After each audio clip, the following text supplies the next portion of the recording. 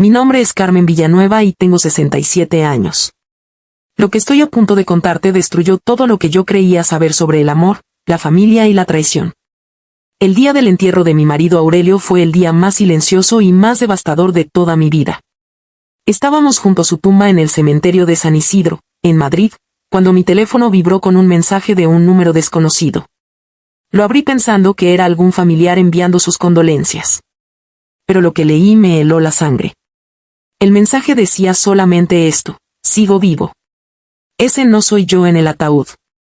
No confíes en nuestros hijos. Me quedé paralizada. Las piernas me temblaron tanto que casi caí sobre la tierra recién removida. Con las manos temblorosas respondí: ¿quién eres? Y la respuesta llegó en segundos: no puedo decirlo. Nos están vigilando. Ten mucho cuidado, Carmen. Levanté los ojos del teléfono y miré a mis dos hijos, Rodrigo y Marcos, de pie junto al ataúd. Sus expresiones eran correctas, sus lágrimas parecían reales. Pero algo en mí, algo muy profundo, comenzó a gritar que algo estaba terriblemente mal. Aurelio y yo nos conocimos en Sevilla hace más de 40 años.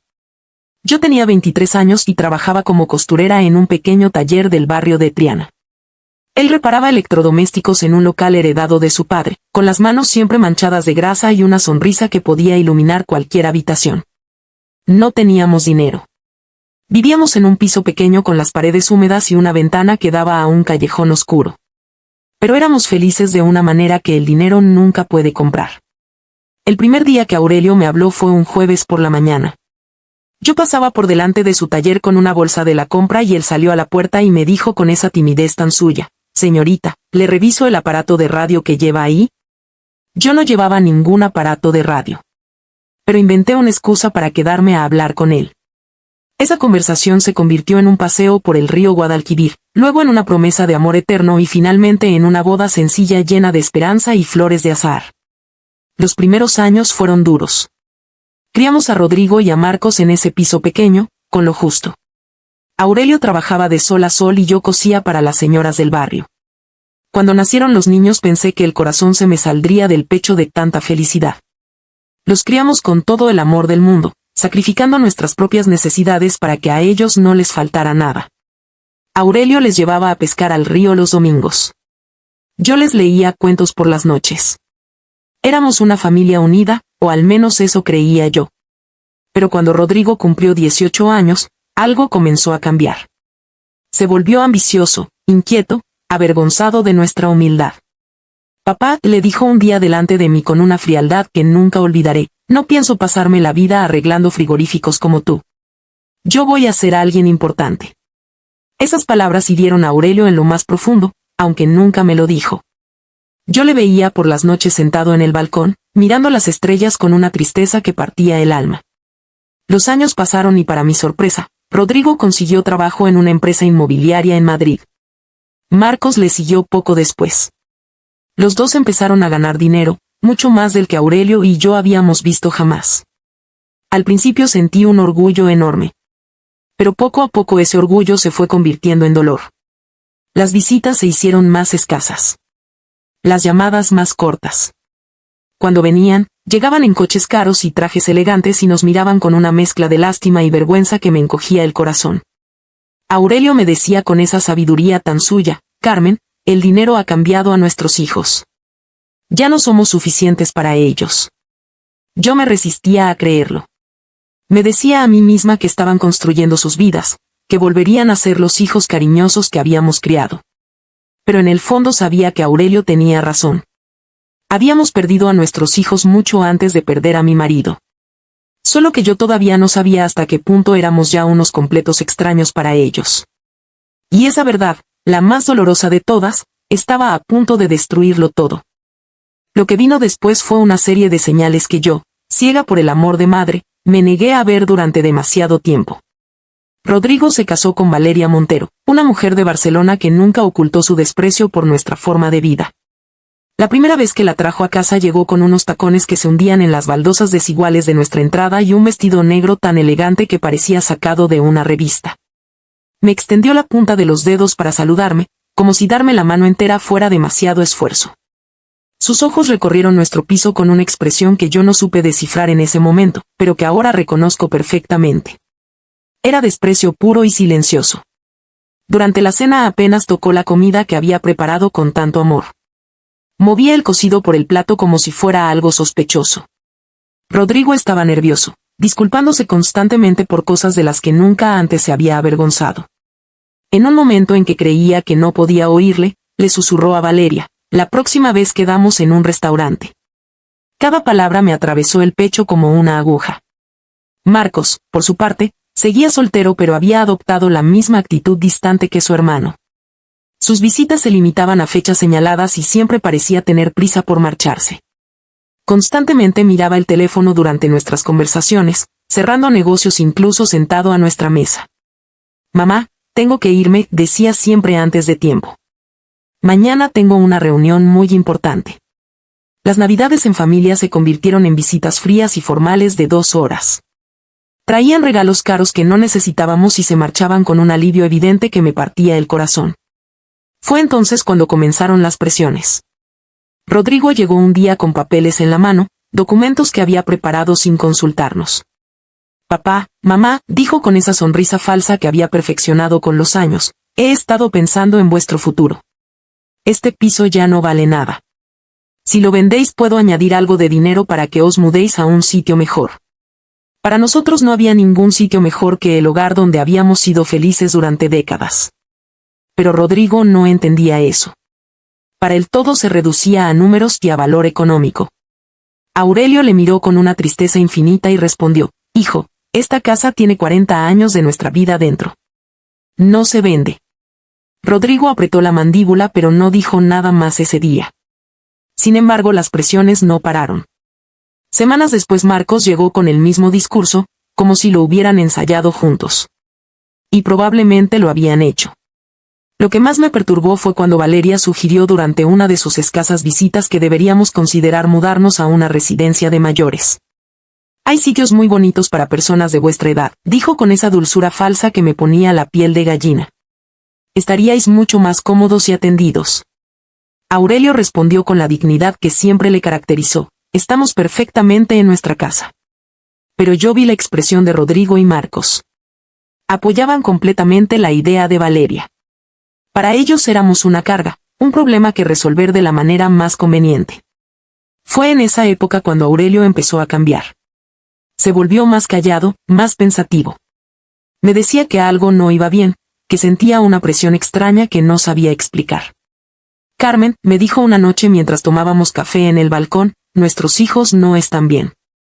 Hay algo detrás de todo esto que no veo claramente pero que me da muy mala espina. Yo intenté tranquilizarle. Le dije que eran imaginaciones suyas, que el trabajo y las deudas les tenían estresados. Pero Aurelio movió la cabeza lentamente y me miró con unos ojos que nunca olvidaré. No son imaginaciones, Carmen. Algo muy oscuro se está gestando. 3 semanas antes de su muerte, Rodrigo vino solo a casa, sin Valeria. Se sentó a la mesa de la cocina donde había desayunado tantas veces de niño y me dijo con una seriedad inusual: mamá, quiero que sepas que pase lo que pase, Marcos y yo siempre cuidaremos de ti. En ese momento sus palabras me reconfortaron. Pero ahora, recordándolas junto a la tumba de Aurelio con ese mensaje ardiendo en mi teléfono, me producen un escalofrío que me recorre la espalda entera. Pase lo que pase. ¿Qué sabía él que yo no sabía? La respuesta llegó de la manera más brutal e inesperada posible. Un martes por la mañana, mientras preparaba el almuerzo favorito de Aurelio en la cocina, sonó el teléfono con una urgencia que me heló la sangre. Era el Hospital Gregorio Marañón. Mi marido había sufrido un accidente gravísimo. Necesitaban que fuera inmediatamente. El mundo se detuvo. Y nada volvería a ser igual. El trayecto al hospital fue una pesadilla borrosa. Mi vecina Lola tuvo que llevarme en coche porque yo temblaba tanto que no podía ni sostener las llaves. Durante todo el camino mi mente se negaba a procesar lo que estaba ocurriendo. Aurelio era un hombre cuidadoso, meticuloso, obsesionado con la seguridad en su taller. ¿Cómo podía haber ocurrido algo así? Cuando llegamos al hospital, Rodrigo y Marcos ya estaban allí. Eso me sorprendió profundamente porque nadie les había avisado todavía. Al menos yo no lo había hecho. Pero en medio de mi desesperación no presté atención a ese detalle. Rodrigo me abrazó con una fuerza que parecía genuina y me dijo que Aurelio estaba muy grave, que había una explosión en el taller, que los médicos estaban haciendo todo lo posible. Marcos tenía los ojos rojos, pero algo en su expresión me resultó extraño. Parecía más nervioso que destrozado, como alguien esperando noticias importantes en lugar de alguien sufriendo por su padre. Cuando por fin pude entrar a verle, el corazón se me cayó al suelo. Aurelio estaba conectado a una docena de máquinas con vendajes cubriendo gran parte de su cuerpo. Apenas le reconocí. Me acerqué a su cama y tomé su mano, la única parte que parecía intacta. Aurelio, mi amor, estoy aquí. Todo va a salir bien. Tú siempre has sido mi guerrero y ahora tienes que luchar. En ese momento sentí un leve apretón en mi mano. Sus labios se movieron ligeramente como si intentara decirme algo urgente. Llamé a las enfermeras desesperada, pero cuando llegaron Aurelio había vuelto a su estado anterior. Son espasmos musculares involuntarios, señora, y me explicaron. Pero yo sabía lo que había sentido. Aurelio estaba intentando comunicarse conmigo. Estaba intentando advertirme. Los 3 días siguientes fueron los más largos de mi vida. Prácticamente viví en el hospital, durmiendo en las incómodas sillas de la sala de espera. Lo que más me perturbó durante esos días fue el comportamiento de mis hijos. En lugar de estar destrozados junto a la cama de su padre, parecían más interesados en hablar con los médicos sobre cuestiones económicas. Escuché a Marcos preguntando por el seguro médico y los costes del tratamiento. Vi a Rodrigo hablando por teléfono en voz baja con alguien, mencionando pólizas de vida y beneficiarios. Mamá, me dijo Rodrigo el segundo día con una calma que me resultó obscena, hemos revisado los papeles del seguro de vida de papá. Tiene una póliza de 60.000 euros. Y también hay un seguro de accidente laboral que podría cubrir otros 20.000 más. Me quedé mirándole sin palabras. Mi marido estaba luchando por su vida y él me hablaba de dinero. No me importa el dinero, respondí con una dureza que no pude disimular. Solo quiero que vuestro padre se recupere. Rodrigo asintió con una expresión que pretendía ser comprensiva, pero detrás de sus ojos había algo frío y calculador que nunca antes había visto en él. El tercer día el doctor Herrera nos reunió en un pequeño despacho y nos dio la noticia más devastadora de mi vida. El estado de Aurelio era crítico. Las lesiones cerebrales eran más graves de lo que habían pensado inicialmente. Había muy pocas probabilidades de que recuperara la conciencia.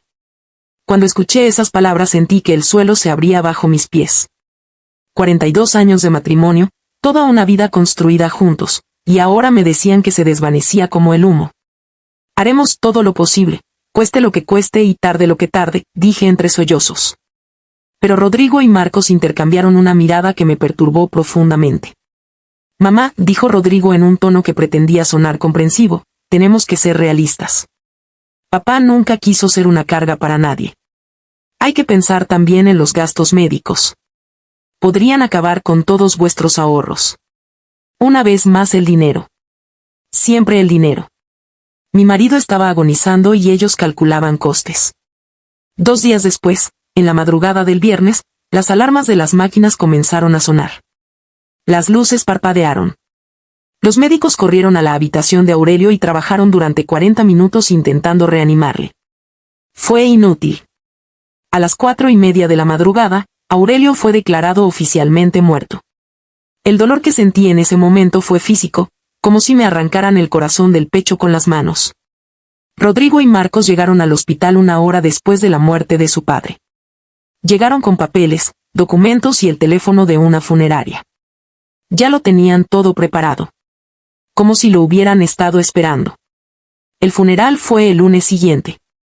Rodrigo se encargó de todos los detalles sin consultarme. Eligió el ataúd más sencillo, el servicio más corto, como si quisiera acabar con todo lo antes posible. Y fue allí, junto a la tumba de Aurelio, con la tierra golpeando la madera del ataúd, cuando mi teléfono vibró con aquel mensaje que cambiaría todo para siempre. Sigo vivo. Ese no soy yo en el ataúd. No confíes en nuestros hijos. Y en ese momento supe que la pesadilla no había terminado. Acababa de comenzar. Esa noche, sola en casa, que ahora sentía como una tumba vacía, repasé cada detalle de las últimas semanas con una claridad brutal que antes me había negado a ver. El accidente de Aurelio había sido extraño desde el principio. Según Rodrigo, había explotado una máquina en el taller. Pero Aurelio conocía cada tornillo y cada cable de ese lugar. Era meticuloso hasta la obsesión con el mantenimiento y la seguridad. Además, ¿cómo habían llegado mis hijos al hospital tan rápido si nadie les había avisado todavía? Yo era el contacto de emergencia. El hospital me había llamado a mí primero. ¿Cómo sabían ellos del accidente antes que yo?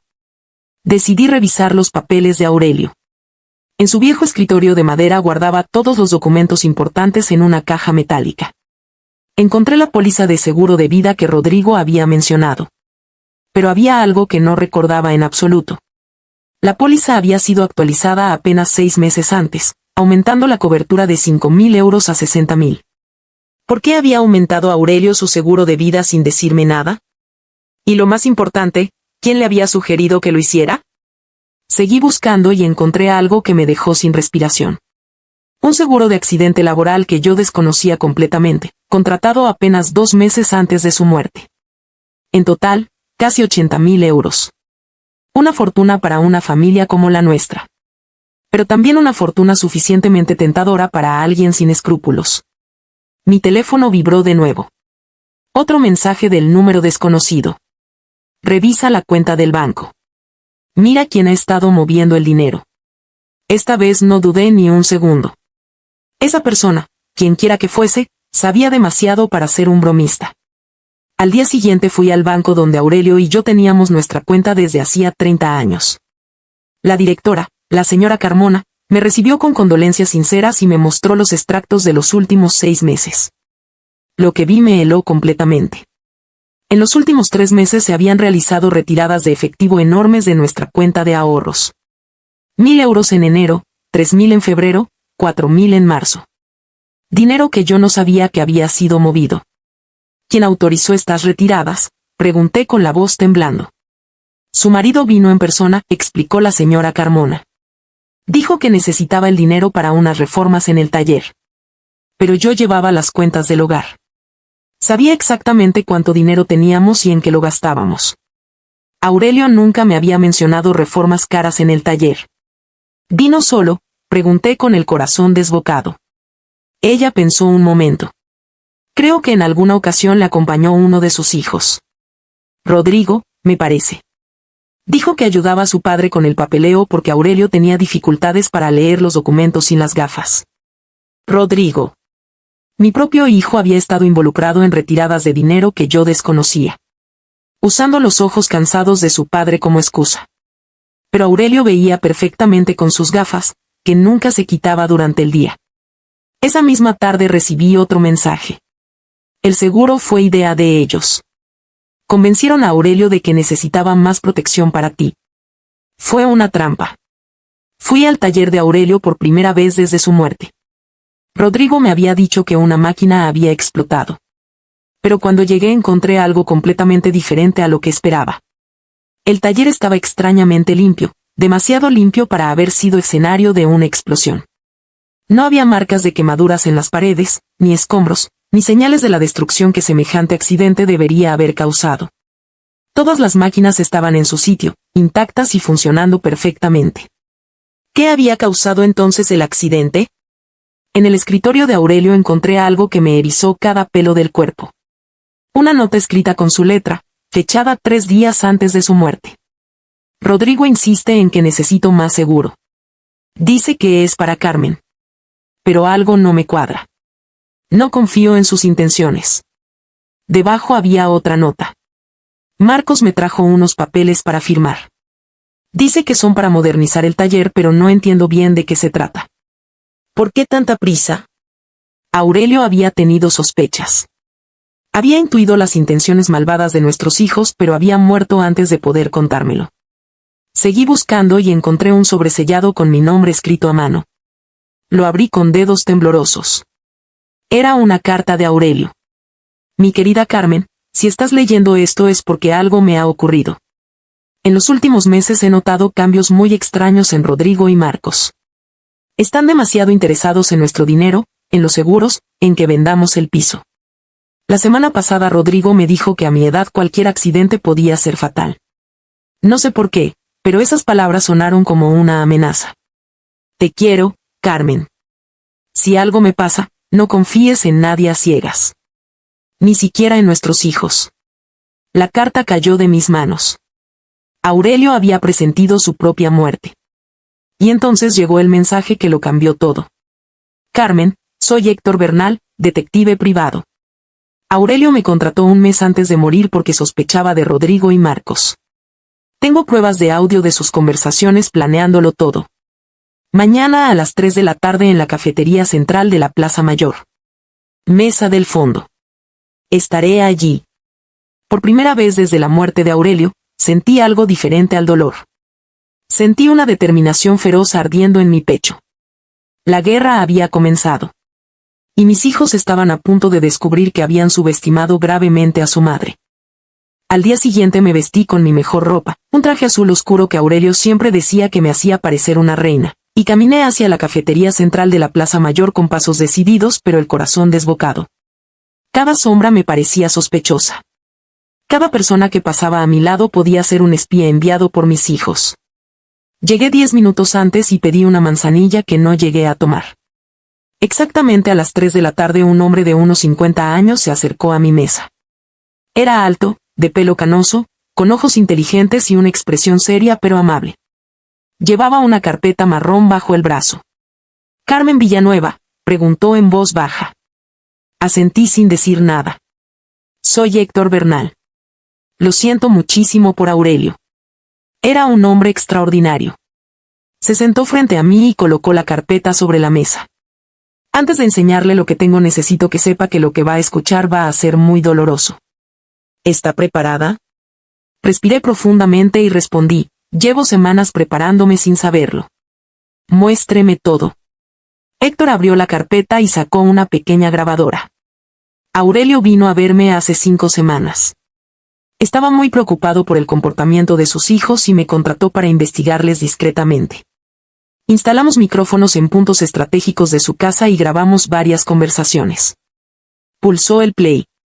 La voz de Aurelio, tan familiar y tan querida, llenó el pequeño espacio entre nosotros.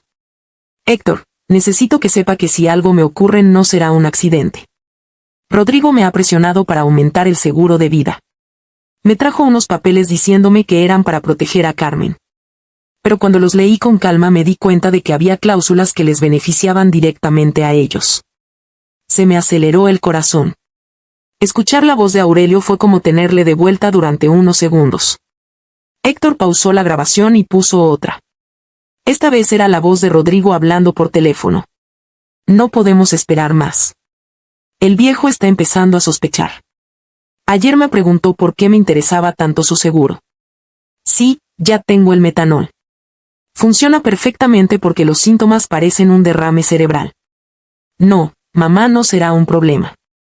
Después de que muera papá estará tan destrozada que podremos hacer con ella lo que queramos». Las lágrimas comenzaron a rodar por mis mejillas sin que pudiera detenerlas. Era la voz de mi hijo, mi propio hijo, planeando fríamente el asesinato de su padre. Héctor sacó fotografías de la carpeta. En ella se veía claramente a Rodrigo saliendo de una ferretería industrial en las afueras de Madrid con una bolsa en la mano. La fecha en las fotos era 5 días antes de la muerte de Aurelio. También había documentos financieros que demostraban que Rodrigo tenía deudas de 80.000 euros con prestamistas ilegales y Marcos había perdido 50.000 euros en casas de apuestas clandestinas. Estaban completamente arruinados y habían visto en su padre la solución más rápida y fácil a todos sus problemas. Pero lo peor estaba por llegar. Héctor me miró con una expresión grave y dijo, «Carmen, hay algo más que necesitas saber. Sus hijos estaban planeando matarla a usted también». Pulsó play una última vez. Era Rodrigo y Marcos hablando juntos. «Una vez que tengamos el dinero del seguro de papá tenemos que deshacernos de mamá también. No podemos arriesgarnos a que sospeche o a que alguien le ponga ideas en la cabeza. Lo haremos igual que con papá, pero esta vez lo haremos parecer un suicidio por depresión. Una viuda que no puede vivir sin su marido. Nadie lo cuestionará. La casa, los ahorros, el dinero del seguro. Todo será nuestro». Me quedé completamente inmóvil. Mis propios hijos, los bebés que había amamantado, los niños a los que había consolado en sus pesadillas, habían planeado asesinarme a mí también. Todo por dinero. Héctor tomó mi mano y dijo con calma: tenemos suficientes pruebas para llevarles ante la justicia. Pero tenemos que actuar esta misma noche porque mañana tienen una reunión con un juez para iniciar un proceso de incapacitación mental contra usted. Esa misma noche Héctor y yo fuimos directamente a la comisaría de policía del distrito. El inspector Navarro, que había conocido a Aurelio durante años, nos escuchó con una expresión cada vez más seria mientras presentábamos todas las pruebas. Las grabaciones de audio, las fotografías de Rodrigo comprando metanol, los documentos bancarios con las retiradas no autorizadas, los resultados médicos que demostraban la perfecta salud de Aurelio antes de su muerte, y finalmente las conversaciones grabadas donde mis hijos confesaban el asesinato de su padre y sus planes para matarme a mí. Cuando terminamos el inspector se recostó en su silla y sacudió la cabeza lentamente. Esto es monstruoso, murmuró. Esa misma noche el fiscal autorizó las órdenes de arresto. A las 7:30 de la mañana siguiente vi desde mi ventana como varios coches de policía se dirigían en diferentes direcciones hacia las casas de mis hijos. Mi teléfono sonó repetidamente durante la siguiente hora. Primero Rodrigo, luego Marcos, con voces cada vez más desesperadas preguntando dónde estaba yo. No contesté ninguna llamada. A las 9 de la mañana el inspector Navarro llamó a mi puerta. Carmen, hemos arrestado a Rodrigo y a Marcos. Están detenidos acusados de asesinato en primer grado y conspiración para cometer asesinato. El juicio llegó 2 meses después y se convirtió en una sensación en toda España. La sala estaba completamente llena. Periodistas, vecinos, familias que habían seguido el caso desde el principio. Cuando mis hijos entraron esposados y con monos de prisioneros sentí que el corazón se me rompía una vez más. Pero ya no sentía lástima por ellos. Solo sentía una tristeza profunda por la muerte moral que habían elegido mucho antes de asesinar físicamente a su padre. Cuando llegó mi turno de testificar caminé hacia el estrado con las piernas temblando pero la mente completamente clara. Miré directamente a Rodrigo y a Marcos y dije con toda la dignidad que pude reunir: creí que tenía una buena relación con mis hijos. Los crié con amor. Me sacrifiqué por ellos durante toda mi vida. Su padre trabajó de sol a sol para darles lo mejor que podíamos. Nunca imaginé que ese amor y ese sacrificio se convertirían en el motivo de su muerte. El momento más dramático del juicio llegó cuando el fiscal reprodujo la grabación donde planeaban mi propio asesinato. Un murmullo de horror recorrió la sala. Varias personas se taparon la boca con las manos. Rodrigo bajó la cabeza. Marcos me miró con lágrimas en los ojos. Demasiado tarde para las lágrimas. Demasiado tarde para el arrepentimiento. El jurado deliberó durante 5 horas. Cuando regresaron el silencio en la sala era absoluto. El juez leyó el veredicto con voz firme. Culpables de asesinato en primer grado. Culpables de conspiración para cometer asesinato. La sentencia fue de 30 años de prisión sin posibilidad de libertad condicional. Cuando escuché esas palabras sentí un peso enorme levantarse de mis hombros. Justicia. Por fin había justicia para Aurelio. Hoy han pasado 5 años desde aquel día terrible en el cementerio cuando recibí el primer mensaje que cambió mi vida para siempre. Tengo 72 años y mi pelo completamente blanco refleja todas las tormentas que he atravesado. Pero mis ojos, me dice mi querida Lola, brillan con una paz que no tenían antes. He convertido el dinero del seguro de vida en la Fundación Aurelio Villanueva para víctimas de crímenes familiares, que ayuda cada año a docenas de familias que atraviesan tragedias similares a la mía. Héctor Bernal se ha convertido en mi familia elegida, visitándome cada miércoles para tomar café en el balcón donde Aurelio y yo pasamos tantas tardes juntos. El jardín que planté donde estaba el taller de Aurelio es ahora el más hermoso del barrio. Rosas rojas, claveles blancos y girasoles que siempre buscan el sol, igual que él me enseñó a hacer durante nuestros años más difíciles. Cada domingo le llevo flores frescas a su tumba y le cuento todo lo que ha pasado durante la semana. Y en el viento que mueve las hojas de los árboles cercanos juro que siento su aprobación y su orgullo. He aprendido que la familia verdadera no se define por la sangre sino por el amor, la lealtad y el respeto mutuo. He aprendido que el amor con límites es el amor verdadero. Y he aprendido que nunca es demasiado tarde para hacer lo correcto, aunque eso signifique perder a tus hijos para siempre. Aurelio, mi amor, donde quiera que estés, espero que sepas que cumplí la promesa que te hice junto a tu tumba aquel día terrible. Encontré la verdad. Busqué justicia. Y convertí nuestro dolor en esperanza para otros. Tu muerte no fue en vano, mi amor. Nunca lo fue. ¿Te ha gustado mi historia? ¿Desde qué ciudad nos escuchas? Te esperamos en los comentarios. Si quieres apoyarme para que pueda seguir trayendo historias como esta, puedes enviar un super thanks. Gracias de corazón por tu apoyo. En pantalla puedes ver 2 nuevas historias de vida que te recomiendo mucho. No olvides suscribirte. Hasta la próxima historia.